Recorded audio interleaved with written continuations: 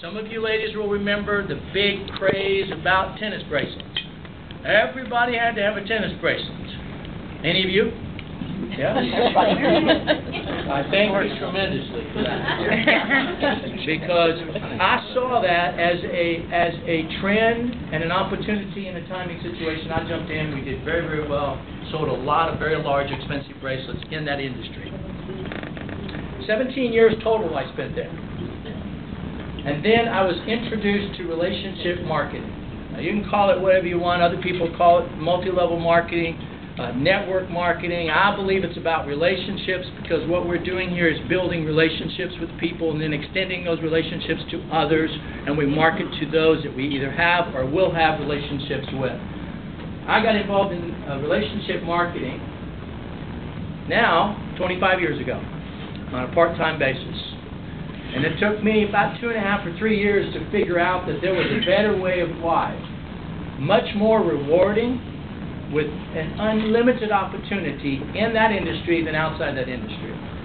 So after learning a little bit from a company or two, I landed with one that I spent 14 years with. Met several of you guys there. We worked together, became friends. So as a representative in those years with that company, I was blessed. I was one of those guys and a couple of these people in this room here with us tonight were one of those people that you can point at and say, they were there in the beginning. We were. And now, you are. And there is so much opportunity in front of you. So I got involved part-time, turned full-time, shut down my wholesale jewelry business. Quit selling to the stores. Lock the merchandise up. My wife gets it out and plays with it once in a while. She does have a good time. So I became totally entrenched in this industry with another company as a representative just like you.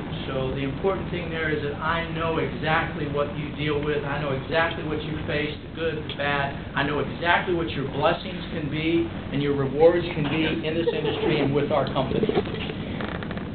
Now that particular company, after those 14 years, and I literally had earned millions and millions of dollars.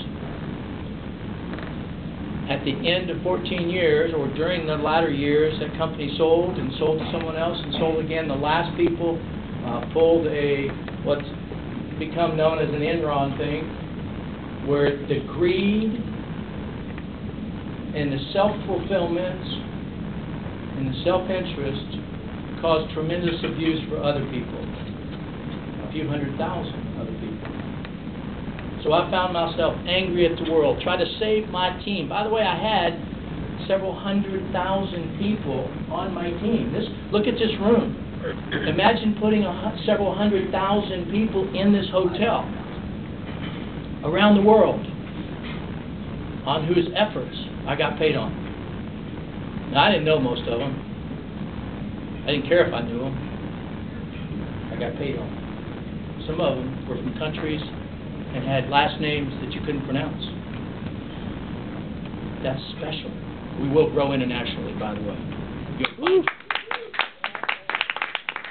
You'll find yourself, if you stay with us and you do what you need to do with us and be coachable and work hard, you'll find yourself quite possibly with an organization in other countries that you're getting paid on. The sky's the limit. So, I was angry that happened, but I had a whole lot of people that were dependent upon me and others around me. So we picked up a group and took them to another company that we thought was a good move. Learned over a year or so it was not the right move, certainly not for me. I have certain business philosophies, and I believe the way things should be done in business and in this industry where you're protected, providing an opportunity for you and your future and residual income and your life-changing direction is rock solid, and it should be that way. And I got totally angry at the world of business, traditional business outside relationship marketing and within relationship marketing. I got so angry that my wife and I ran to the mountains of Colorado and we bought a small, closed at the time, remodeled it, hotel, bed and breakfast. And we remodeled, opened it up, and ran it for a couple of years. She did the cooking, I made the coffee and chopped the fruit. It really is humorous, because she'll tell you, I was never in the kitchen. But you'd think I was mad because I was cutting that fruit and I was decorating, and I set the tables too. I set the table so that this one had a tablecloth that coordinated with the placemats over here. You think I was in retreat? I was hiding.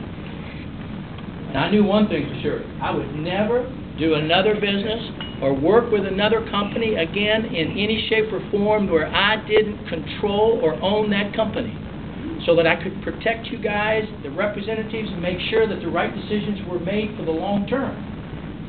Be careful what you pray for. Because after a couple of years there of making coffee, which, by the way, that Black Bear Manor blend became our new Java here in this company. I'll tell you how that evolved tomorrow. But after being there, I had a couple of guys come and find me because they knew somebody that knew somebody that knew me, and they knew my background. They just wanted some guidance, just a little consulting. They couldn't get the company off the ground. It was Nussentials Corporation at the time. Didn't know what to do. After listening a little bit, I realized a couple of things. That the three products they had, which you're going to hear about, the Run, the Less, and the More. That was it. And researched a little bit, talked to a few people that knew something, figured out that those guys, it was another one of those timing opportunities. Stabilized rice bran, the world had no knowledge what it was about. Yet it was awesome. Is it not an awesome product? So I said, we just need to tell the world about it. And that's an income opportunity. We can do good by helping people with their health and tell the world about it and earn a lot of money. So I flipped things around after a little bit and actually just took over the company.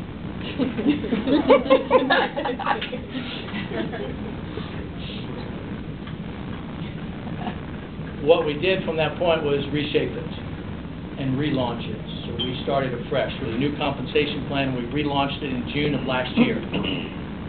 June of '07. We've been operating, what, 16 months? It has been an incredible 16 months to many of you. In fact, I thank you that's been here since in the early days of that. I'm thrilled to be working with you and have you had that kind of history with us. But we added another dimension. We are a three-pronged opportunity. Three-pronged opportunity. Meaning, we have for you an income opportunity where you can create a residual income, one that pays you because you did the work, but pays you over and over again because you did the work before, pays you over and over again because you did the work. Quite possibly for years and years and years, and very possibly to pass down to your children and to pass down to their children, and you can leave a name for yourself and know that you did some good from an income standpoint. So the first prong is an income opportunity. But that only works if you've got a product that's great. So we took those first three products, we've added some more, you'll hear about them, that really make a difference in people's lives, make them feel better, and improve some of the problems that are so consistent and rampant today from a physical standpoint, a health standpoint. We've added several things along the way, so I'm not going to touch on the products, we'll leave that to Dr. Luke.